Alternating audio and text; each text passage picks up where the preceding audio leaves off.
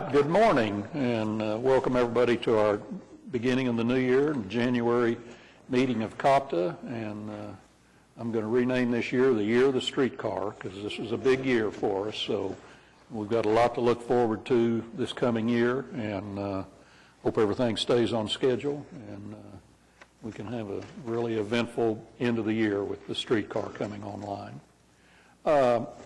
We have one item this morning, and that is a presentation by Wendell on our CNG facility on South May, and we haven't looked at it. I guess he just handed out a pamphlet, but I think Tony Killen is going to make a presentation for us. So, Tony, if you'd like to. Great. Thank you, Chair and trustees. This is my first time presenting to you folks, so it's a privilege to be here. Seem to always come in January when the grass is brown. But I'm believing they tell me that it does get green in the summer. 16 below in Minnesota where I live this morning, so I appreciate the 26 degrees. You don't even need a coat when it's that warm. So it's worth it to have a little bit of brown grass, frankly. Yeah. We can tolerate the brown grass for that. What I did is I put together just a quick PowerPoint just to highlight the findings in the engineering report that you have in front of you. So really, this is going to encapsulate pretty much everything you need to know that is in that report. So if we just want to follow along on the PowerPoint, we think we have it working here. We did have it working. We have no flashing light. Right click. Oh, okay, there we go. So the report sections, we've got an executive summary, the location and site plan, design, scope, and parameters for the project. Those involve two elements, really, the CNG station and then the renovations to the maintenance facility. An area on drainage, which we spent quite a bit of time on in the last 9 months. We won't talk a lot about that. Electric and gas utilities that are going to be required, budget, and then schedule. And schedule is going to be really important going forward as we get this moving.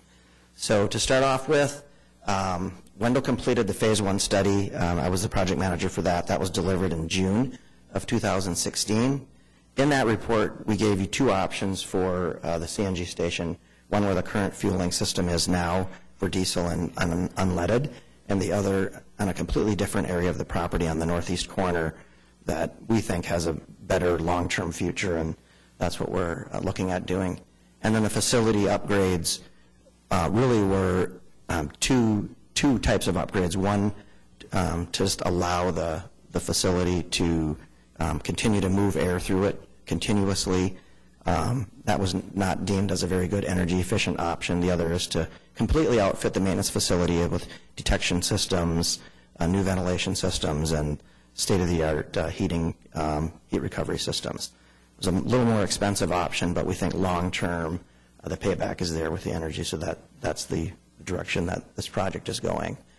Phase 2 is what we're starting now.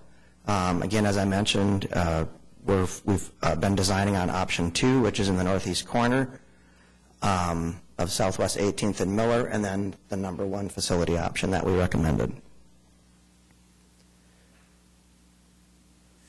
The budget for the project is $5.7 million. That breaks down, the most expensive piece being the CNG station, $4.1 million, and the maintenance facility, $1.5 approximately. So that's where we're at today with our estimates. This is the project location over at 2000 May, where the administration and operations and maintenance center is for Embark. So there's really two project areas again. Project area 1 is the northeast corner of the property, which is pretty much vacant. Empty space. That's where the CNG station will be going. And then project area 2 is the maintenance facility upgrades. This is the site plan. I don't know if, I don't have a pointer here, but if we focus on the bottom third of that drawing, that's really what we're going to be building. We're going to be building a new access from Miller Avenue with a secured gate. Then the buses will drive in, and there'll be 2 fueling lanes for fueling CNG. Now this will be just CNG over on this side. You can see the outline of 2 boxes. In the center of your drawing, where you see the island with the canopy over it, you can't visualize this, but maybe if I go to the next slide, actually, that would help. We have, you can see the building right next to the bus is a future part of the master plan. That would be a lube building, fare changing, those types of things. And then ahead of the fueling island would be a wash building, cleaning building, that type of thing. And that obviously is not being built in this project, but we have laid this out so that that'll work. And then at the top of the drawing on the right-hand side would be your future public fueling. That would be separated by a fence from all of the Embark private operations or your bus operations. So at some point in the future, this is going to be built so that if you do want to build that and add that, you'll be able to do that. I'm going to go back to the previous drawing. So again, the bottom part is the part that's going to be built, and the upper left side of the drawing is your CNG compressor island. That's where your compressors, your backup alternator, or excuse me, backup generator, the gas service, electrical service comes in for this project. If anybody has any questions at any point, just feel free to interrupt. This is just a compressor station layout. What we have designed for you is two compressors that will be compressing the natural gas to the 4,500 PSI for the vehicles. There is room on this pad that's being designed for a future compressor as you grow. So you have plenty of room for growth here. On the bottom, you see the word storage. That's basically cascade storage. If you've seen the long white gas tubes that you'll see at CNG stations, it's just a staging piece to hold the pressure while the pumps start and the compressors start up, equalizes the dispensers and the compressors. And then we have electric switchgear. So that will all be wrapped inside of a fenced-in piece and be secured from entry. Staff wanted me to show a sample layout. If you look at this drawing, you see the block wall on the back with the red band on it, or the rust-colored band. On the other side of that is all of the electrical switchgear. So you'll have quite a bit of electrical components that'll be on this island. We talked yesterday with City IT. We'll be adding the infrastructure there to allow all the camera systems and the communications back to the maintenance building as well will be there. The kind of a cone-shaped gray tower with the blue rigging around it is what's referred to as a gas dryer. Essentially, that takes any particulates or any moisture that would be in the natural gas out of it before it goes is pumped into the bus engines or the compressors. The white box with the two kind of funnel-looking things on the top, that's a two-compressor system. What we've designed for you is 3 systems side by side, 2 to start with, 1 as a future option. This particular layout is in St. Cloud, Minnesota. It happens to be 2 going a different direction. Behind there is the storage tubes. You can't see them, and then there's a dispenser there. So this is typically what you would see. You're basically going to have a rectangle with a bunch of very expensive equipment inside it that's going to compress your gas. We have, we'll talk about that later, I guess, but we don't probably need to spend a lot of time on this. Our phase 2 scope is really the architectural, engineering, structural on the station and on the facility. And as far as design parameters, we've spent quite a bit of time in the early report phase looking at your fleet, where you're going in the future, and we've built this system with both redundancy and growth for the future. And what we've got planned with one gas is going to be providing enough gas where you won't have some of the issues you've had with just trying to refuel at other locations. So this is really truly a transit design that's going to be a fast fill, and it'll be very similar to fueling as you would experience with diesel. You'll just be able to bring the buses in one right after another. Jason and I talked about this, the floodplain analysis. Without even reading the bullets, let's just say that we have analyzed all of the impacts to the Twin Creek floodplain, and there are really, the impacts are so minimal with this small footprint that we've established all the records that we need to show that there's not going to be any impacts. Well, out of curiosity, where is Twin Creek? Twin Creek is the great big huge hole in the ground with the flood control that's right by Hein Miller. So It's, Just on the east, to the east of Miller there. Okay. yeah, I don't know when that flood control project was built, but it's, if you stand there and look out across the area, it's a pretty huge storage area for flooding. So this is one thing that, as you know, has taken a little bit of time on the project. But also, the city's detention requirements would have required us to put a pond, a detention pond in the corner of this property, and we had originally designed that as well. But the city has said we don't need to do that, primarily because the Twin Creek floodplain is big enough to, I mean, it's like, I compare it to putting an eyedropper of water into a bathtub the size of our holding pond compared to Twin Creek, but if that helps to visualize it. So it doesn't make sense to spend that money to dig a hole and put that flood control in. So what we're going to be doing for drainage on the site is we'll be hooking into the city's existing service on 18th. Electric service, we're in very good shape. Don't need to say a lot about that. There is a 7200 volt three-phase system available there already.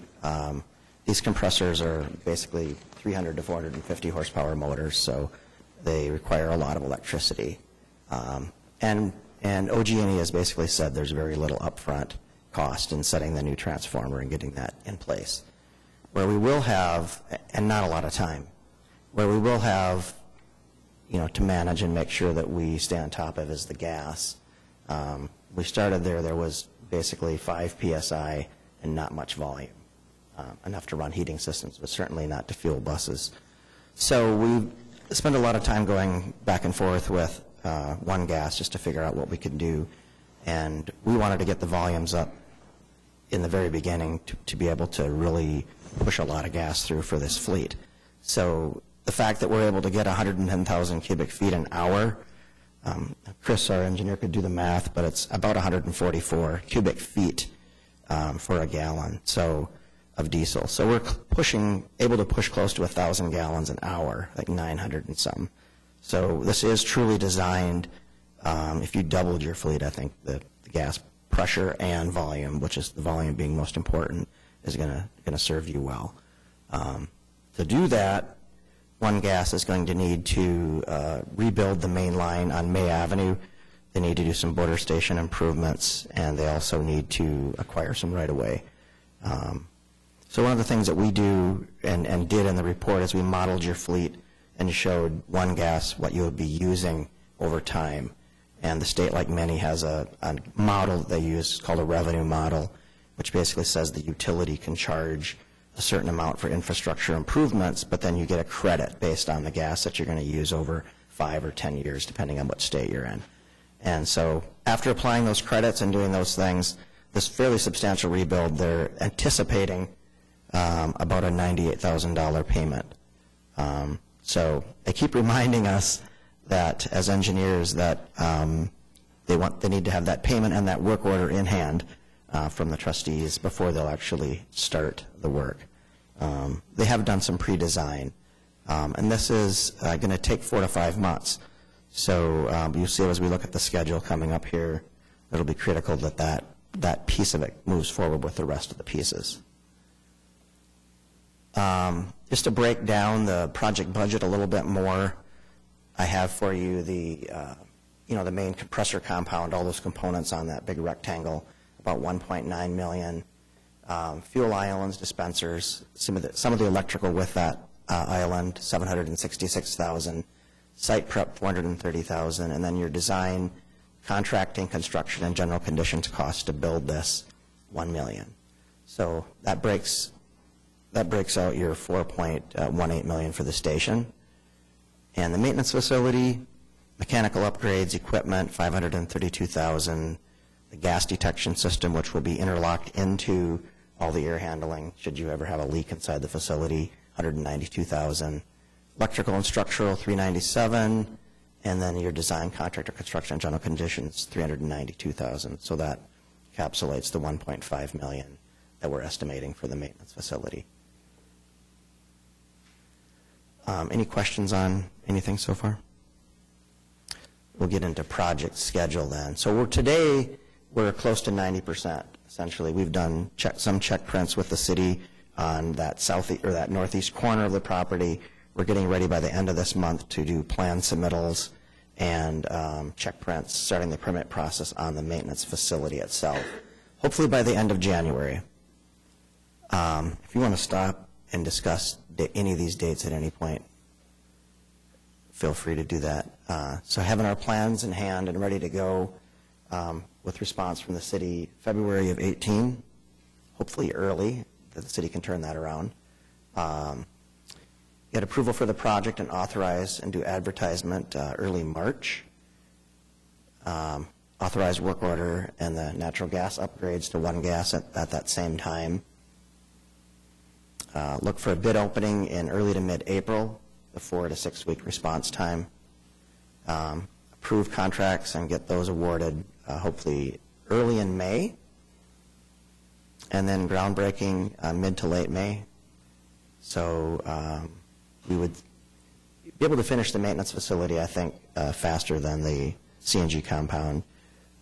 So we're looking at October 31st for substantial completion on the maintenance facility, and then end of year for the CNG station. So that's essentially the presentation and what you'll find in the report. So questions or comments? Out of curiosity, we've been using other city facilities.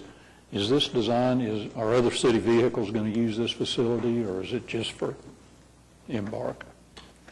I would expect we'd have some kind of cooperative agreement with other city departments to use it if they need to. I don't think it would be a primary for any at this time, but we could certainly accommodate other departments. All right. Any other questions? Mr. Chairman, I just had a quick information item from the trustees on this presentation. One, just to remind us all that the funding for the project is federal grant funds, so it's an 80-20 match. Also wanted to recognize I know we have Eric from ACOG here today. He was very helpful in helping us get a Clean Cities grant to put towards this project. And then the last thing I wanted to just, again, kind of reiterate and share is with the 2 options that we looked at, we spent a lot of time looking at the ideal location. And one of the things I appreciated that Wendell brought to the table was, really helping us as staff look towards the future in that what is the most efficient way for movement to occur on our yard, on our bus yard. It's something you don't normally think about when you're there every day. You see the movement of the buses, but it's like if we have an opportunity to do it again, relocate our entrance, knowing that in the future we have opportunities to perhaps enhance and relocate our wash bay and some of the other facilities, how can we set that movement up so that it's as efficient as we possibly can make it? And that's what really this site location that we've selected and are moving forward with allows us to do. So. And you also were going to look up how many buses we have. Yeah, we currently have 19 CNG buses, and that represents right at about 32% of our fleet. So with the commitment of the trustees to convert our entire fleet to alternative propulsion technology, I would say we are well on our way. Okay. All right. All right, Tony, thank you. All right, thank you, Mr. Chair. All right, do we have any citizens to be heard? Then I would, well, we didn't have anybody sign up, so. Oh.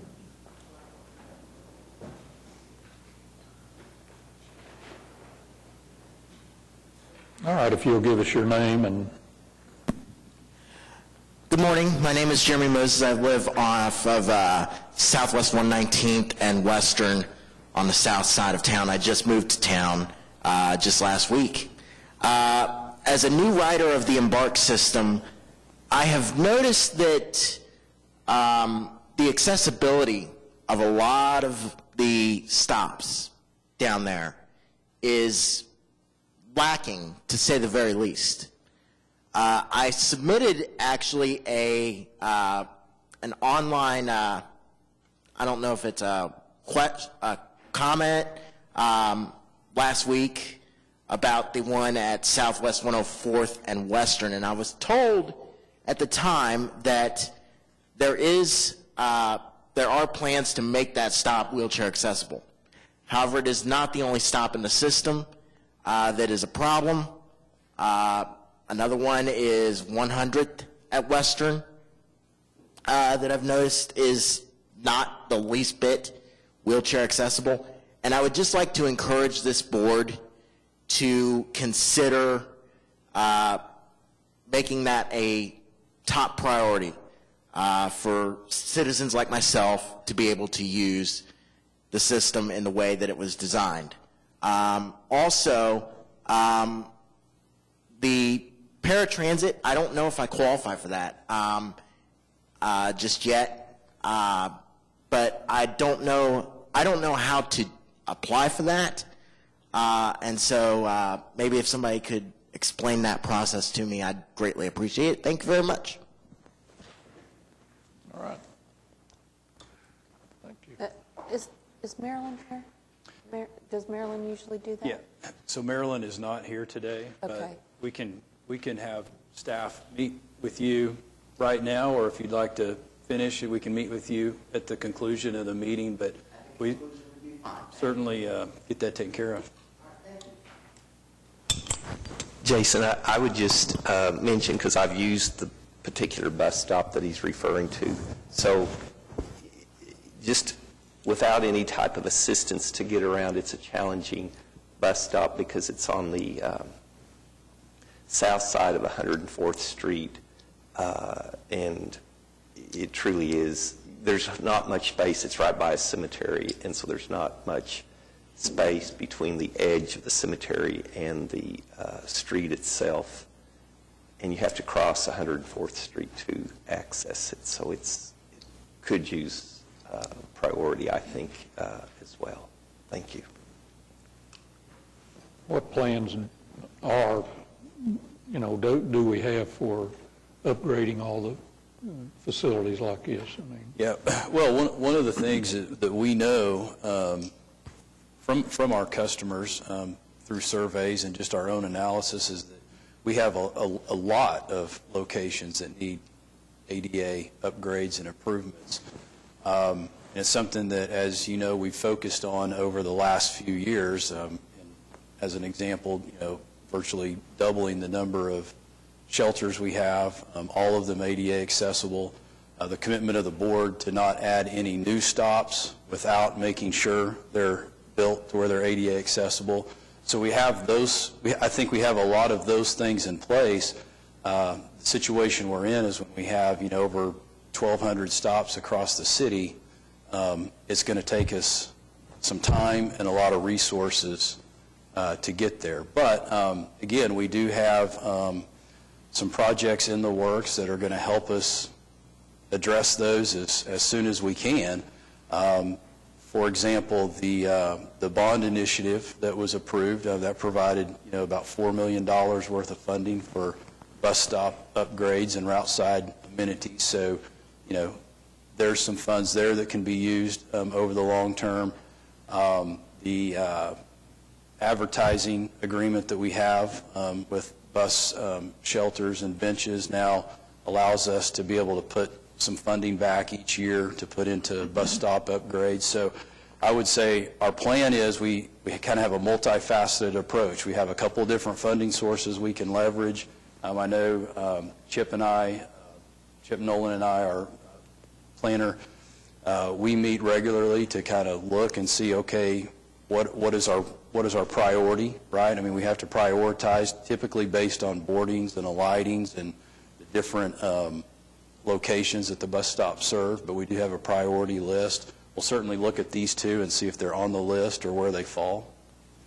out of curiosity, with the city's street, sidewalk and the maps, was there a coordination if they did impact a bus stop to Yes, yes. In fact, appreciate you mentioning that, because that is one of the things we've done. We've worked with the MAPS office and with all the sidewalks that are being constructed as part of the MAPS program. Any of those that are along a bus route, those bus stops have received, either a shelter pad or a ADA accessible pad for the bus bench. So there is that coordination. You used the word leverage. Does that mean that there's federal funds that we can take our GEO bond money and leverage for an 80% federal match? We could include a project in a future grant for additional bus stop upgrades. Again, at this time, our most recent emphasis has been on preparing for the GEO bond and getting that approved. But we could certainly look at adding that to a future grant.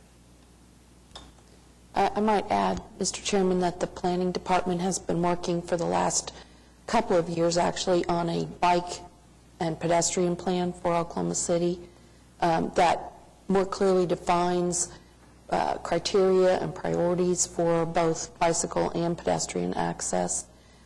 We expect that will be coming soon to both the Planning Commission and to the City Council. And it does help prioritize transit routes as an important criteria for new sidewalk and ADA accessibility construction projects. Okay, thank you. Just to keep on this particular bus stop, when we do look at this one, I would recommend, not being an engineer, but recommend that we, at a minimum, include sidewalks from Western Avenue to the bus stop, which is about not a full block east of Western, but it's a pretty good ways, and it would really assist if we could get a sidewalk from 104th and Western to the bus stop. Now, 104th and Western is this trail route that from Pennsylvania east all the way over to Draper Lake will eventually occur, but certainly I think we could move this one up as quickly as we could, but it would require not just the pad, but sidewalk access, because again, just walking to it is a challenge because you have to cross 104th Street, and if it's muddy or anything like that, it's really, and you're right on the edge of the street, that bus stop. I mean, you're right there, almost in the street. So, thank you for coming down. I have a question too. When did you move here? Just last week. I literally got into town on Tuesday.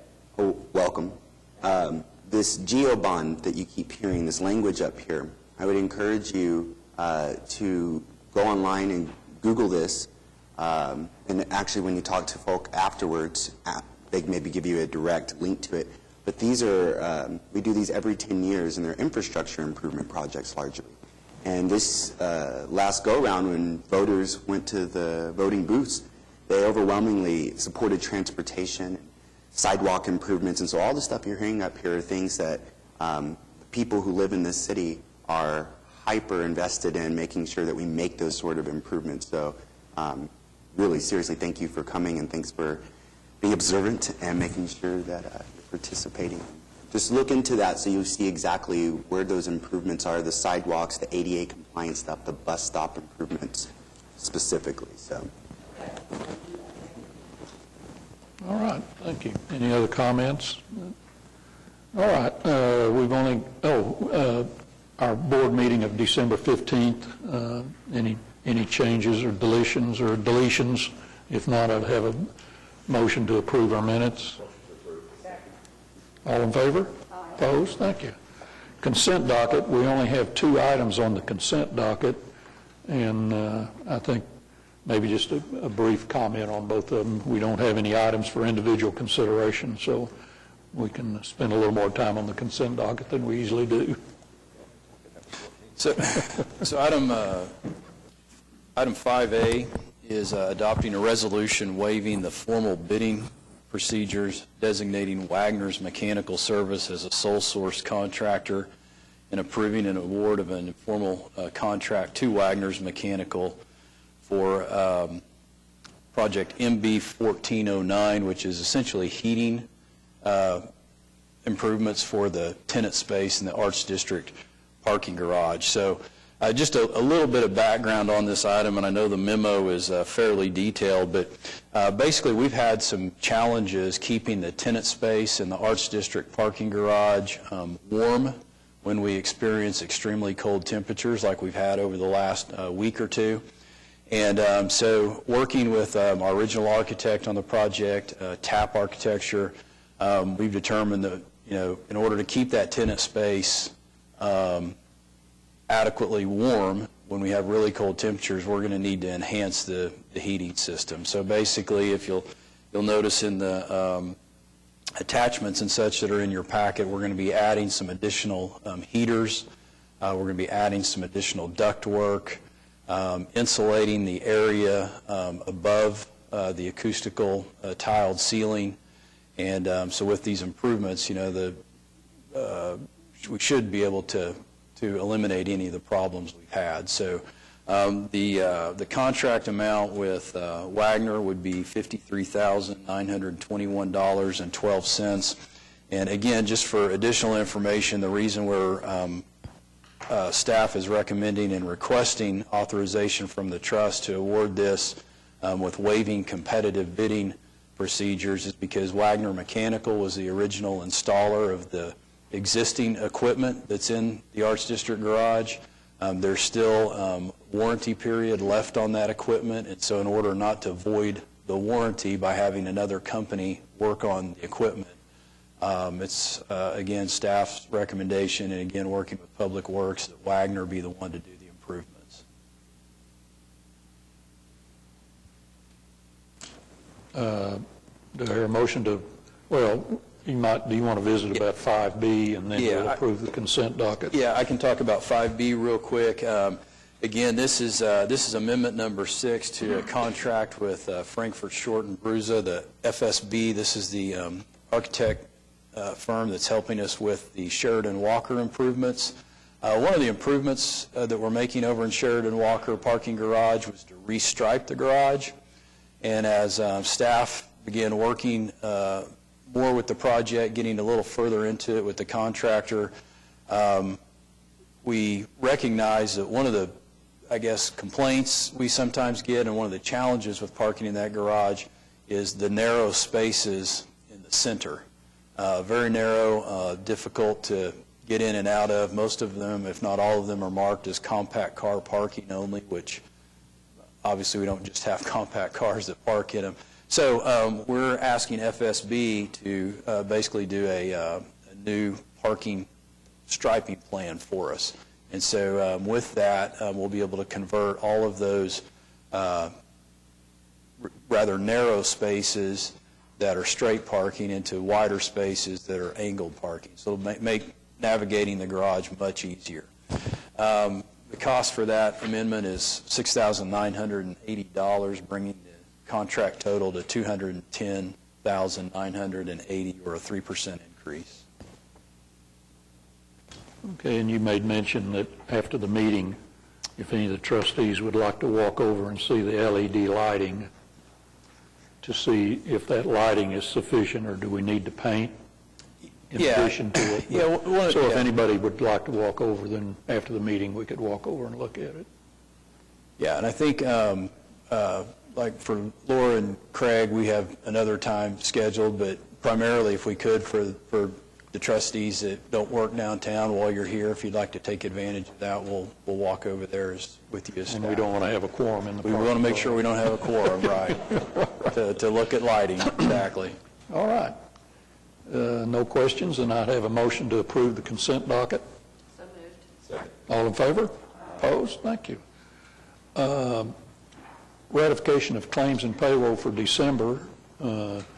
If any questions, if not, then I would have a motion to ratify that. Second. All in favor? Opposed? Thank you. Okay, our financial reports for the 5 months ended November 30th. I think Jason maybe had a couple of comments on the financial reports to bring us up to date. If I could direct your attention to page 2 of the budget to actual for the 5 months ending November 30th, 2017. This is our transportation operations.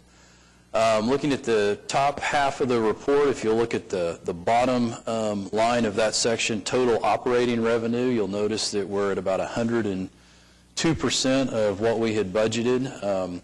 Last month when we looked at this, we were right at 100%. So in terms of revenues, we're consistent with what we had budgeted through this point of the year.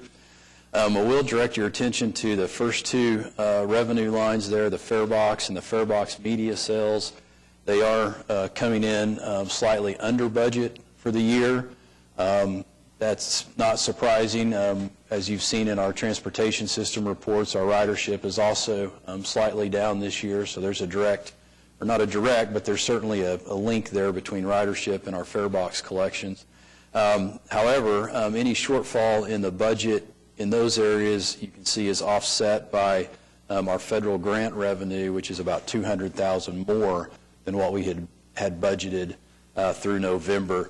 And then the other thing I would mention on the revenues is just we will continue to monitor the advertising revenue. Keep in mind we are in a period of transition right now with a new advertising firm, so I would expect, and we have seen our advertising revenue be rather stagnant here over the short term, but we do expect it to pick up as we bring the new advertising contractor online.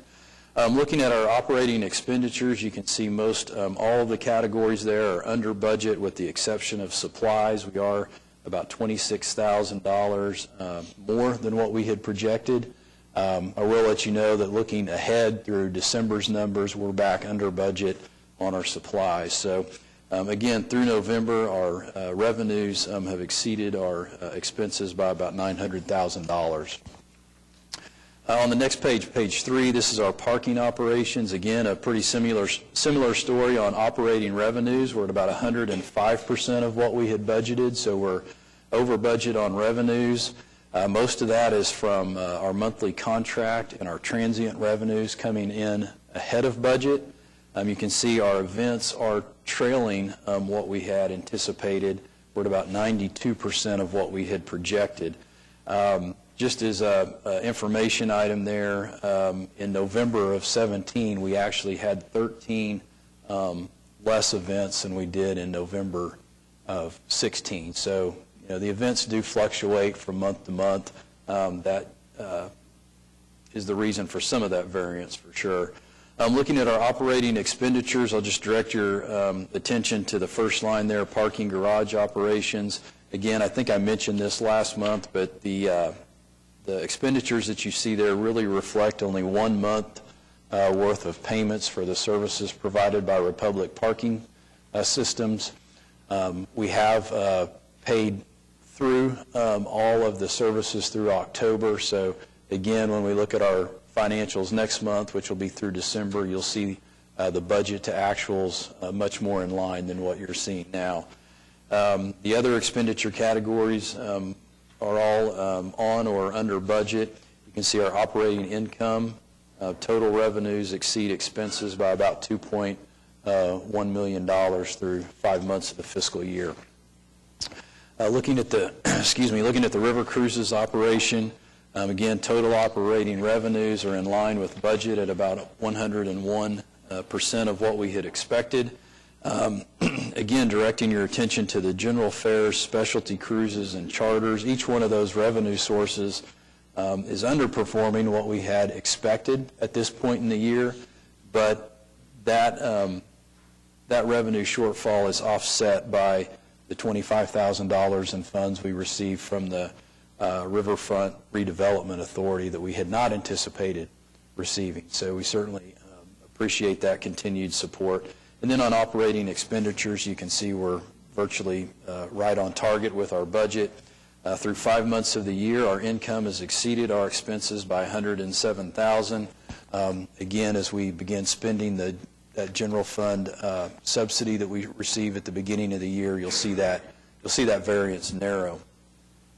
And then lastly, looking at Spokie's operations, on the revenues, again, good news to report there in that the revenues generated by the system through the memberships and the fees that people use to rent or to use the bikes is just under $8,000 over what we had projected. So you'll see a positive variance on revenues. Expenditures, on the other hand, continue to remain under budget. Again, operating income exceeds revenues by just under $92,000. So with that, I'll be glad to answer any other questions on the financials. All right. Any questions? If not, then I'd have a motion to receive our financial reports. All in favor? Opposed? Thank you. Program reports. Our first is our streetcar report. Morning. Morning. Happy New Year. Hope everyone had a great holiday. Kind of reflecting Chairman Kaufman's opening remarks, 2018 is going to be a big year for the streetcar. 12 more board meetings, and we'll be talking about how great the ribbon cutting and the turnout for the streetcar were. So to get to You're that... going to use good champagne or cheap champagne when we... Only the best. So to get to that point where operations are really ramping up what we're doing in 2018, Embark and Herzog, we're continuing to work on our standard operating procedures. Here's a quick list of some of the SOPs that we're working on and percentage-wise where we are. We'll really start to see these come in here in the next couple of months. Herzog has brought all 4 of their key managers online, so all 4 of them are in Oklahoma City. Our general manager has been here since July of 2017, and our maintenance manager, operations manager, and safety manager are all on site. We also continue to develop our safety and security plans required for our system startup. Again, we're anticipating our readiness review in May of this year, so we're getting all those plans wrapped up in preparation for that. And then again, all of our safety committees and our rail activation committee continue to meet monthly. Mainline track construction, so construction of the B line, the Bricktown Loop, continues. The completion milestone there did slip a little bit into April of 2018. You'll see that the OCS poles are going up and the cantilever arms are installed in Bricktown. They'll be installing wire here shortly and to get the Bricktown Loop wrapped up. The D line, the downtown loop, that milestone also slipped into August of 2018 for completion there. This is a picture of the route up near St. Anthony Hospital as it turns and goes eastbound on 10th Street. And so again, there's a little bit of utility relocations, overhead catenary, track installation, and track demo that's left for the D line there. Then quick update, percentage-wise, of the progress for the streetcar. December was a little rough for construction, obviously with the cold snap that we had and then the holidays. Herzog, Stacy Whitbeck, the week between Christmas and New Year's, they took that off and went back home to see their families and stuff. But we have got all the stations in Bricktown wrapped up. You can see that the stop near the Cox Convention Center on the south side is wrapped up, and then also the stop on the north side of the Cox Convention Center is wrapping up here shortly. Storage and maintenance facility, the MAPS board and Citizen Advisory Board accepted substantial completion for the storage and maintenance facility. They're anticipating taking the substantial completion to City Council the 16th of this month. And then the owner-supplied and contractor-installed items are left for final acceptance. So it's getting real close to wrapped up, and then, again, we're planning on moving in sometime in February. Vehicles. So in December, we talked about that we'd be receiving the first vehicle in January. It has slipped to February. We'll be receiving the first car in February of 2018, sometime around February 13th, just in time for Valentine's Day. So everything will show up with hearts on it, and everybody will be happy. But vehicle number 1 is wrapping up the FAI testing. It's the first article inspections. The engineers flew out the week between Christmas and New Year's and did that first article inspection. There's a few small items left to wrap up before the vehicle ships. Vehicle number 2 is in performance testing, and then vehicle number 3 is in the startup testing, and then the final 3 are in the final assembly. So, short one today, so I'm happy to answer any questions. Do you know what colors are going to come first? It'll be the red bud will come first. the order of the cars here will be the order that they show up. So you'll get the 2 red buds, and then the 2 blue skies, and then the 2 Bermudas. Good. Have any of the structures been completed where the stops will be? Yeah, so I mean, we might, next time give us a picture of that. I just haven't had a chance to go over to Bricktown and see yeah, one of absolutely. them. So like I said, the platforms, the flat work in Bricktown are complete. The stop near the ballpark has got the railing installed. We don't really want to install the shelters or the pylons until we get closer to revenue service, just to prevent any possible damage or anything that could happen between now and then. Try to keep them nice and clean and pretty. All right, any other questions of Jesse? All right, thank you. Thank you. Parking system report. Good morning. Morning. Happy New Year. As you know, we have several projects underway in our garages. We've started work at the Sheridan Walker Garage. Before you can see some billboards or A-frame signs that we posted at the entry and exits of the garages and the pedestrian areas by the elevators. Just letting people know why the mess and inconvenience. Next, please. This is the corner of Sheridan Walker where we're redoing the lobby area or the new pavers. Ceiling work is currently being installed to follow by the lighting. This is just out the front door of the water department. Took this picture a couple of days ago. Not the best photographer. This is outside the garage looking in. Actual. You can see the high-pressure sodium lights on the higher levels, and then a sneak peek of the LED light installation on the first floor. The next slide is random floor, happens to be the fourth floor that shows what the high-pressure sodiums look like. And then the following slide is an actual of where we've installed the LEDs.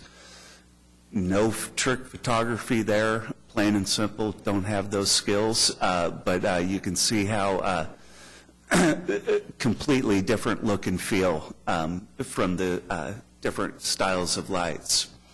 In the next slide, we have fluorescent lighting currently in the stairwells. This picture of a stairwell with the fluorescent lighting, followed by a picture of the LED lighting. There's a difference. Fresh paint will add to that, but you can tell that it is brighter and brighter. Flipping over to the Century Center garage, unfortunately, we kind of had a stall on that project, replacing the Helix roofs. That stall is plain and simple, being sensitive to all the construction and all the street closures going on through other projects. Staff is working with the streetcar projects. We're going to have to do some traffic lane switching on Sheridan for a couple of days in order to remove that roof on the South Helix and lift the beams in place. Couple-day lane shifting, but we're working through that. Should be in the next couple of weeks. Following slide will show you what it looks like from afar. We've removed the majority of the roofing that we could in the decking, but again, the crane's needed. Following slide will show the steel being installed on the north helix, followed by all the decking, brand new decking that's been installed. That roof is not complete. We still need to do the coating and whatnot on top of the decking. Right now it's just steel. And then you can see our construction site. That's the southern end of the garage, roof of the garage. The old material that's been removed along with the new material that will be lifted into place with the crane in the next coming weeks. Any questions? Remind me what we finally decided on the Sheridan Walker, on the canopies and the outside of the garage, what we decided to finally do there. We will be installing canopies similar to what we have at the Arts District garage. However, those canopies will only cover the pedestrian access points. So the Arts District garage, almost all of it has those canopies. At the Sheridan Walker, it'll be something similar, but again, just at where the pedestrians exit the garages. Are we painting the outside, or at least the first floor? Or? We have in our budget to pressure wash and clean the first floor of the exterior of the garage. Now, we can remove the paint, the little gray paint boxes that are at Sheridan Walker that were used to cover up graffiti, from what I'm being told. And the pressure washing, we can get rid of some of the water stains that have developed over the years, but because the concrete is porous, there's still going to be some effect of that water stains. I've been working with Robbie Kinzel with art and looking at some murals that we would like to present to you guys as to covering up that area. Okay. All right. Any questions? All right. Thank you. Thanks. River cruises and Spokies. Now, I got a question before you get started. Okay. I was in Dallas 2 weekends ago, and their Spokies project, whatever it's called, they just leave the bicycles all over downtown. Tell me how that works, out of curiosity. I mean, everywhere you go, there's a green bicycle in a hedge or somewhere. Yeah, there's a lot of discussion about what we're calling rogue bike share systems. They started in Asia, primarily China and Japan, and they basically buy cheap bicycles, put GPS units and little configurable things on them. You use a smartphone to check out the bike. It unlocks. You ride away. You leave it anywhere you want. And the problems they're having over there are huge piles of these inexpensive, broken now, torn-up bikes by transit stations, and it's become quite a problem. In Seattle, they have a barge that goes out and picks up the ones that are dumped in the Puget Sound by riders. Dallas is trying a project. I'm also working with Bicycle Transit Systems and the North American Bike Share Association on a possible city ordinance similar to what they have in San Francisco and Seattle to regulate those companies so that they can't just leave bikes laying around anywhere in bushes. There would be penalties for bikes left in unauthorized places.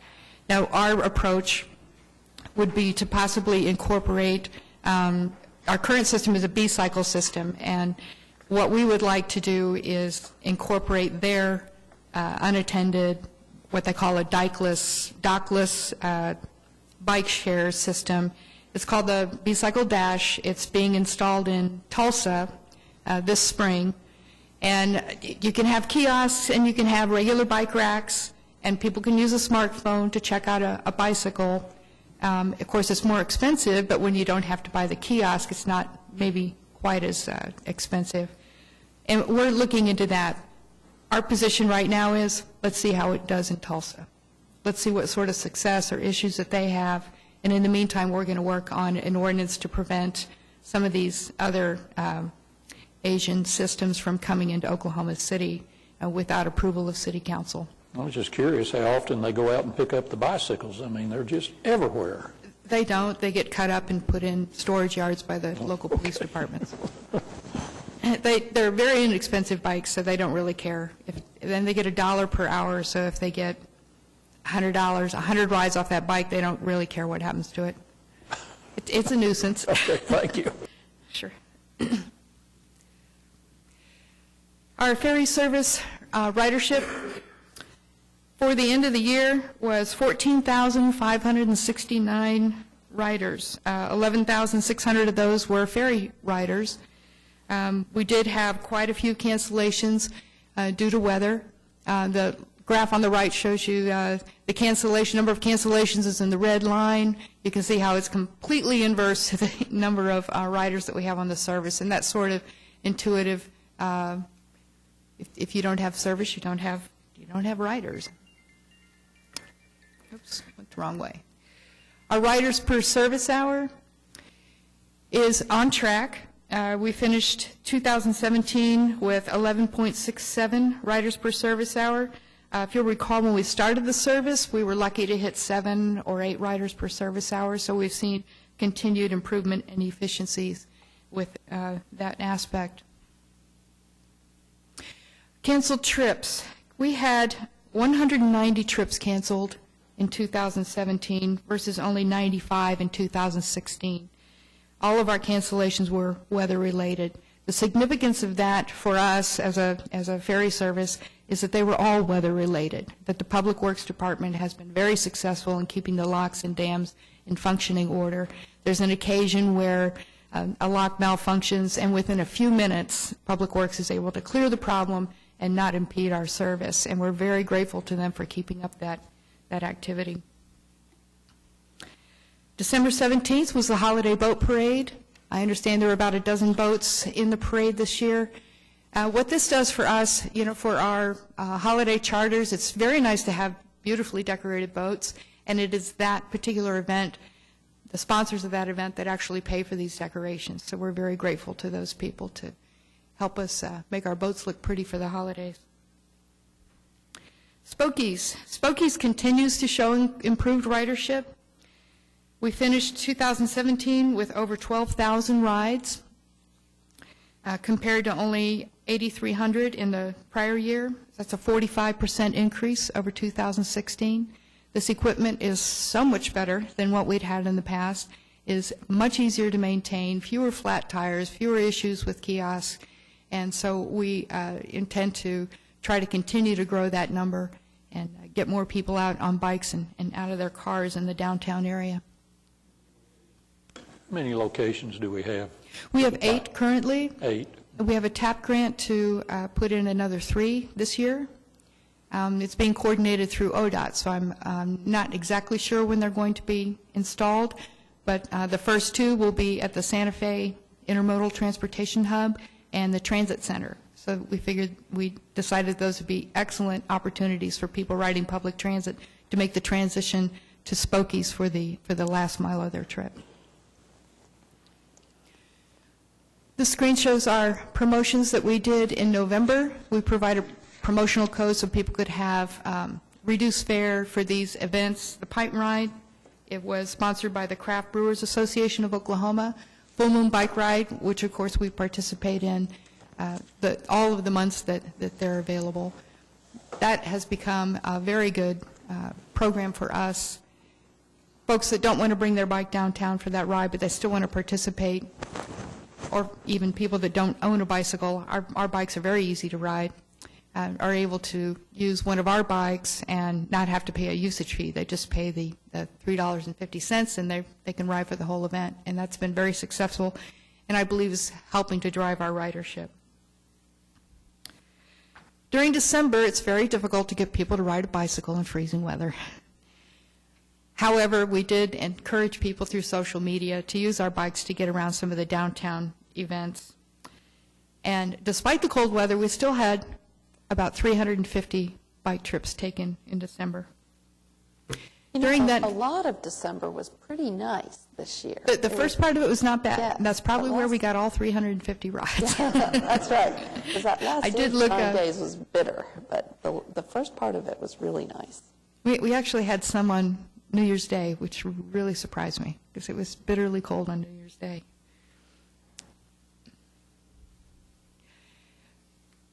Bicycle Transit Systems, our Spokies operator, once again participated in the Mesta Park Home Tour. This is an opportunity for those folks to talk to people about the benefits of cycling, the health benefits of cycling, and about the convenience of Spokies when they're in the downtown area. Overall, it was a good year for both services.